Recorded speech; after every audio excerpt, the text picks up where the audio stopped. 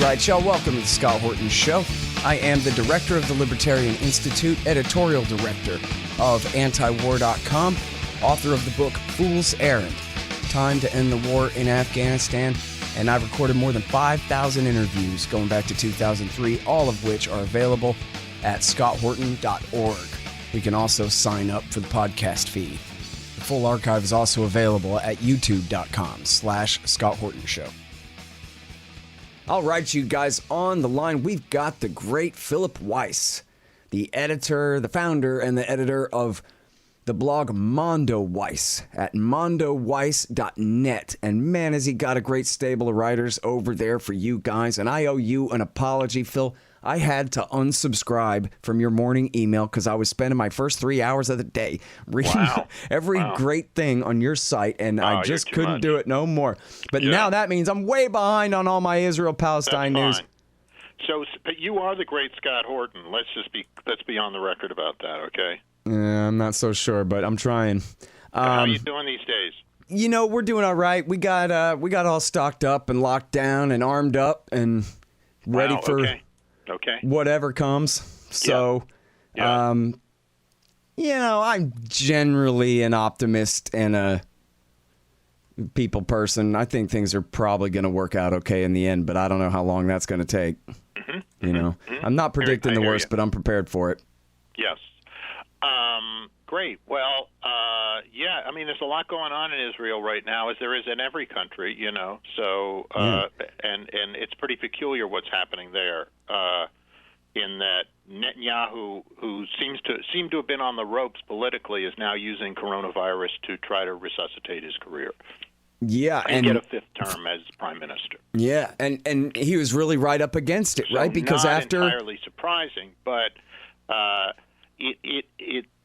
to be, I don't know how much detail you want on this, but in the recent election, the March 2nd election, Netanyahu, his party had the most votes at 35 or 36, but his opposition was given the opportunity to form a new government. Benny Gantz, his chief rival, was given that opportunity because Gantz can command a total of 61 votes behind him, a majority of the Israeli parliament. And so it appeared that Gantz was going to try to form some kind of what they call minority government, interim government, so as to oust Netanyahu. And so Netanyahu's days finally look to be numbered. That 61 votes that Gantz has on his side include wildly disparate ideological partners. Avigdor Lieberman, who is anti-Arab racist, and the 15 votes of the joint list, which is largely Arab voters and legislators. And so, yet they were all going to get together because they all want to get rid of Netanyahu. They would join hands in this unlikely coalition to get rid of Netanyahu, and because Lieberman and many others don't want an indicted prime minister to head an indicted prime minister as directing Israel's sort of public life, as Netanyahu has done for 10 years now. Mm-hmm. So, but with coronavirus, Netanyahu has been able to have these sort of fatherly chats every night, berating the public on its bad behavior, whipping people into shape, telling them what they have to deal with, and ordering more and more surveillance of the Israeli public. And he seems very popular with the Israeli public. His numbers are up to 60 or 70% suddenly, and meantime, his minions inside the Knesset are trying to block Gantz's efforts to replace him. So that's pretty much the big picture. If there are specifics around that, I can drill down, as they like to say these days. Yeah. Well, yeah, no, please do. I mean, explain what it was that they did. What's the maneuver that they're resorting to in the Knesset to prevent Gantz? Because if I understood it right, I think Rivlin, the president, which unlike in our country, the president in Israel has essentially no power. His only job is to essentially ask whoever's got the majority vote he gives them the chance to form the first government and appoint the new prime minister. And didn't they have that scheduled for this coming Monday? So is that canceled now? I think it's been put off. I mean, they have. He's largely a figurehead, yes, Rivlin. But the one thing that they were going to do immediately in the Knesset, this coming week, was to pass legislation with the 61 votes saying an indicted member of the parliament cannot be a prime minister, which would block Netanyahu's path. And secondly, they were going to say that no prime minister can serve for more than 2 terms. Well, Netanyahu said, I believe, 4, so again, his path would be blocked. So they were going to pass this legislation, and meantime, Netanyahu responded with sort of emergency legislation. A couple of things have happened, emergency measures. His handpicked attorney general has punted his trial on corruption charges, Netanyahu's trial, for another 2 months, saying during an emergency, coronavirus, we can't go with normal court business. And then the Speaker of the Knesset, who is a Likud member still, this guy named Yuli Edelstein, said basically is trying to lock down the Knesset and say there's going to be no committees, we can't go forward right now. We're under an emergency. So Netanyahu is using all his powers to try to block any effort to challenge his leadership. And so you see a lot of Israelis, and let me emphasize, these are Jewish Israelis who have not been subject to this type of authoritarian rule personally, as Palestinians have politically and personally for 70 years, complaining about a putsch and a coup and a dictator. But there's a lot of anger toward Netanyahu now, even among sort of middle-of-the-road Israelis. And yet the public, the public in a crisis like this, big surprise, they love a dictator. So I don't know. Obviously, I have no idea how this is going to work its way out. But the hopeful sign is that you see the Palestinian legislators talking about we have to work with, this society is only going to work when everybody has equal rights and we work together. And look at all the Palestinians who are in the health sector. I mean, the number of Palestinians, nurses, doctors, and pharmacies is astronomical in Israel. It's, I think, upwards of 25% in each of those categories, or 20%, and nearly half of all pharmacies are run by Palestinians in Israel. So not only are they mounting an anti-authoritarian campaign, the opposition, but also an actual real democratic campaigh. We never see in the Jewish democracy real democracy. It's always a Jewish democracy, which gives Jews higher rights. But on this occasion, the importance of these 15 Palestinian legislators to this plan to unseat Netanyahu, even the conservative Israeli legislators, Jewish legislators, seem to be stomaching it to get rid of Netanyahu. And so I think that just like so much else in this pandemic, we don't know what kind of world is going to emerge on the other side. But the hopeful read of this thing is that, maybe there will be a greater empowerment of Palestinians. I'm a hopeful person on that, the Palestinian parliament members, the joint list, their party is the only game in town on the liberal left in Israeli politics, really the only game. If you think that the party that founded Israel was the Labor Party, that socialist, Zionist, Ashkenazi, European, Holocaust-surviving party in the 40s and 50s and 60s, 70s, dominated Israeli politics, David Ben-Gurion, Golda Meir, Moshe Dayan, that Labor Party is down to 3 seats out of 120. So that's how fluid Israeli politics is. They're down to 3 seats, and they're not even left. And the left-wing party, Meretz, submarined its one Palestinian legislator, knocked him off the list, and hooked up with Labor and a right-wing Jewish party. It's just very... The degree of demoralization on the Jewish left in Israel is incredible, and the degree of inspiration and belief in the Palestinian liberal politics of Israel is higher than it's ever been, with 15 seats won by the joint list.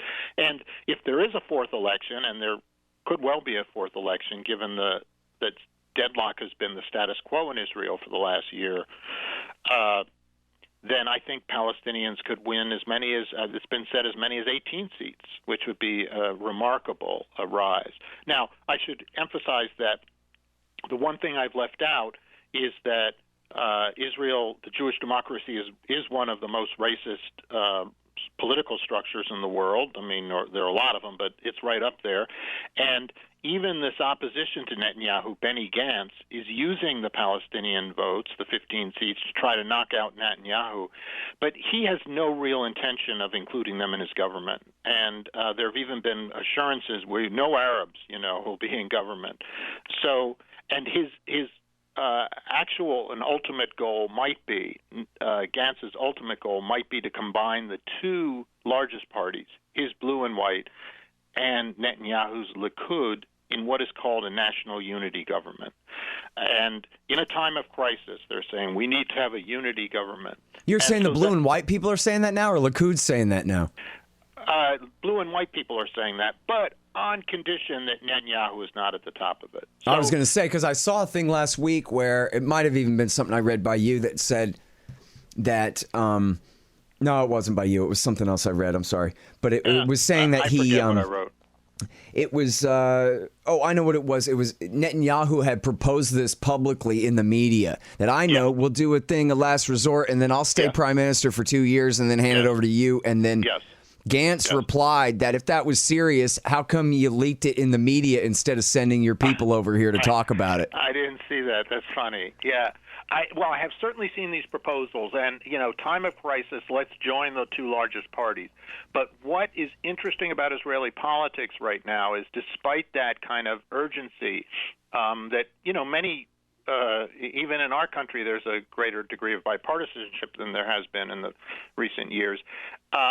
Despite that urgency, two things are more important than two things are more important.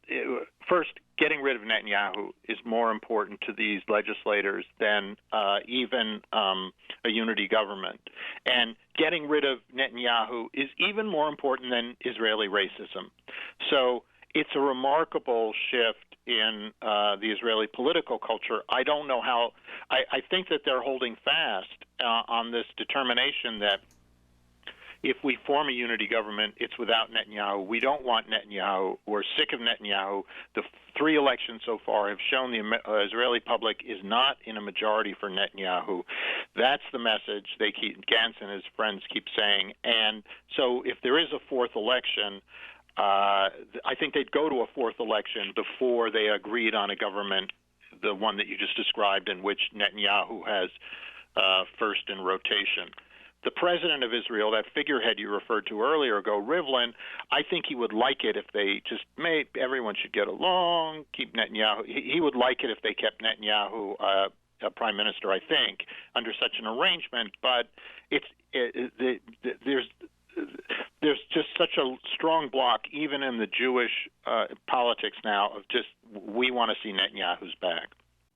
Hey, guys, just real quick, if you listen to the interviews only feed at the Institute or at scotthorton.org, I just want to make sure you know that I do a Q&A show from time to time at scotthorton.org/show, the old whole show feed.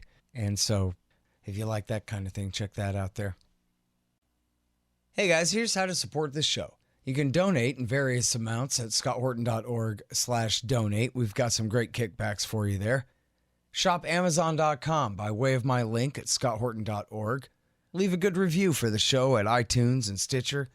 Tell a friend. I don't know. Oh, yeah, and buy my books, Fool's Errand, Time to End the War in Afghanistan, and The Great Ron Paul, The Scott Horton Show Interviews 2004 through 2019. And thanks. Hey, guys, check out Listen and Think audiobooks. They're at listenandthink.com and, of course, on audible.com. And they feature my book, Fool's Errand, Time to End the War in Afghanistan, as well as brand new Out Inside Syria by our friend Reese Ehrlich, and a lot of other great books, mostly by libertarians there. Reese might be one exception, but essentially they're all libertarian audiobooks. And here's how you can get a lifetime subscription to Listen and Think audiobooks. Just donate $100 to The Scott Horton Show at scotthorton.org/donate. Well, I could see that. I mean, boy, for Avigdor Lieberman to join into a coalition, even temporarily, with the Arabs like this is really something, huh? Yes, exactly. I mean, this is a guy who said Arabs should have their heads cut off. He proposed transferring Palestinians out of Israel into Jordan, essentially what the Trump plan proposes. Take these people, 100,000 or so citizens of Israel, and say, hey, guess what? You're now citizens of a new state of Palestine. We've stripped you of your citizenship. That was Lieberman's bold plan, and now he's breaking bread of a sword with these 15 Palestinian legislators. And I just want to throw one other curve in here, just so people understand. I mean, to get back to coronavirus, and that is that Netanyahu is really trying to shut down the Knesset in a lot of ways right now because of the emergency. And so this guy will use anything. I mean, it is just kind of wonderful to watch him in action because his latest move is, hey, look, the average age of the Knesset is not 14 years old. You know, we can't have these guys walking in and out of the Knesset building all the time. It's a danger, you know. So we've got to limit Knesset activities right now to the most emergency. So he's going to do anything to stymie this anti-Netanyahu effort. And meanwhile, he's riding on sort of popularity polling, and he knows it. And every night or so, he has these speeches that are very informal.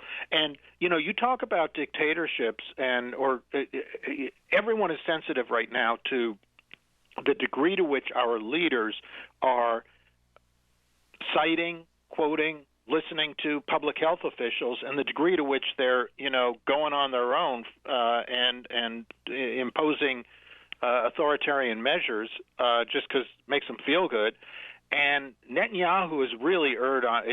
He's shown his true cards because he even demoted. He wasn't even having public health officials come out with him. You know, he was public health official in chief, and it's on the one hand kind of chilling, and on the other hand, we read it in history books and we see it in other countries now. So, yep. Well, and that's the thing. I mean, with this guy, it was funny. I was talking with Eric Garris, the boss at antiwar.com, about this the other day, and there's all these different stories about, well, they formed a group, and then no, they haven't, and some Likud toady suspended the parliament, and this and that, and it was too many conflicting stories came out on one day. And he said, well, I guess we'll wait a day and see how things sort out a little bit here. And he just said, you know what? None of this matters. The guy's dictator for life. He's never leaving office. There's no rule of law. He's going to do whatever he has to do to stay prime minister. He's by far the most powerful politician in Israel. And he's still relatively young and healthy, and he ain't going anywhere. We're stuck with this SOB from, indefinitely, essentially. I wish you'd said that at the start, because I think it's a helpful analysis and one that hadn't occurred to me. And I think that there's a lot of truth in that. I mean, regardless of any legal procedure and formal process and election and everything, who's still at the head of that government, Netanyahu. And the guy, and now he's got it. His greatest ally is, I heard once that, there's only one person whose life has been saved by coronavirus. That's Benjamin Netanyahu. This guy will use anything, and I think Eric's right. Yep, you never let a crisis go to waste, especially if you're Benjamin Netanyahu. That's brilliant. That's might brilliant. Be where Rahm Emanuel got that quote from, Yeah, well, it's not as if there aren't many degrees of separation there, are there? No, absolutely not. Yes. Oh, man. All right, well... Yeah, so it's not a happy story, but not that it's a happy story anywhere, but there are some signs of hope, even here, I think. Yeah. Okay. Well, so here's the real bad news, and we'll have to end on this. I know you need to go a little early here, but I'm terrified about the poor Palestinians on the West Bank, but in the Gaza Strip, is there an outbreak already in Gaza? And is there anything that anyone would be able to do to save those people once the community spread is on in that desolate Warsaw ghetto-like no man's land there, where these refugees are stuck because they were born with the wrong religion? You know, you're raising the most important question, and I mean, factually, right now, the information is that there is none in the Gaza Strip. In 1.2 million people, that there are no cases. How long will that remain the case? No one thinks that will remain the case. On the other hand, the fact that they are under siege and blockaded might explain partly why that's the case. In the West right? Bank, yeah, their own kind of outside enforced quarantine, right? Right. Right. And I mean, on the West Bank, so far the number of cases is fairly small. But, you know, you have this huge Palestinian prisoner population. There are already rumors of how many Palestinian prisoners have gotten the virus, you know. So this is the most important question for people who care about Palestinians, is what this is going to do to Palestinian life. And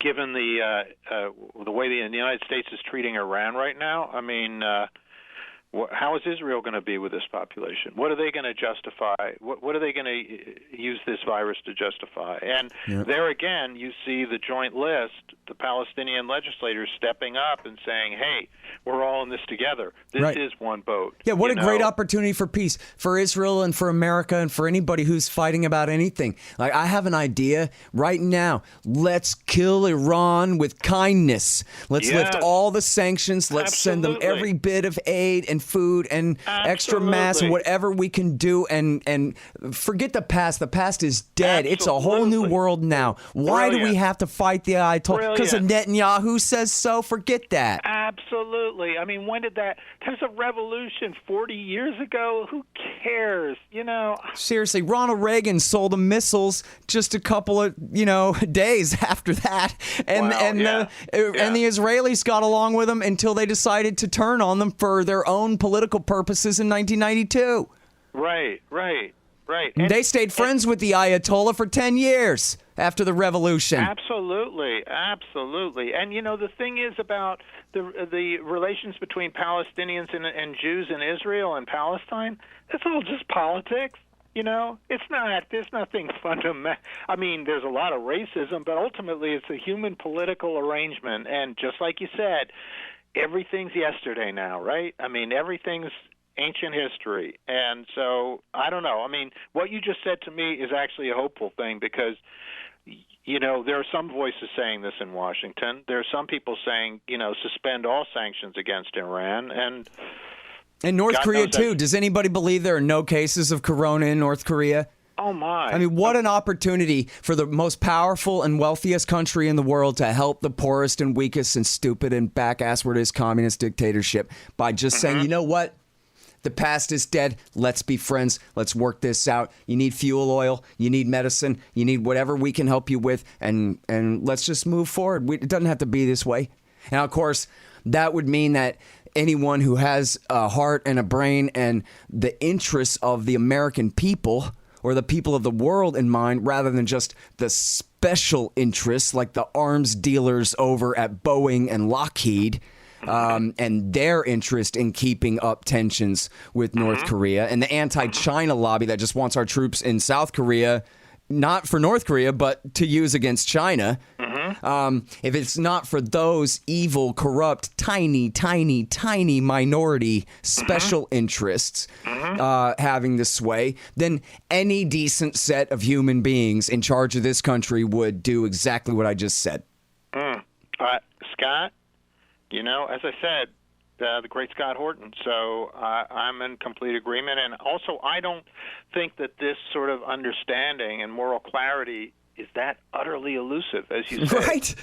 Yeah, this is for everyone except the Lockheed vice presidents. They're all confused. They don't understand what I just said, but everybody else gets it. Right. And why isn't it politically right now, just like A, no-brainer, and B, just a giant winner, you know? All right, well, listen, you are so great, and your whole stable of writers over there at Mondo Weiss are so great. I don't know what we'd do without you. I appreciate it so much, Phil. Okay, Scott. All right, you guys. Man. That is a great Philip Weiss, mondoweiss.net. That's where you read about Israel-Palestine every day. And he's got a ton of great writers over there, including himself, too. mondoweiss.net.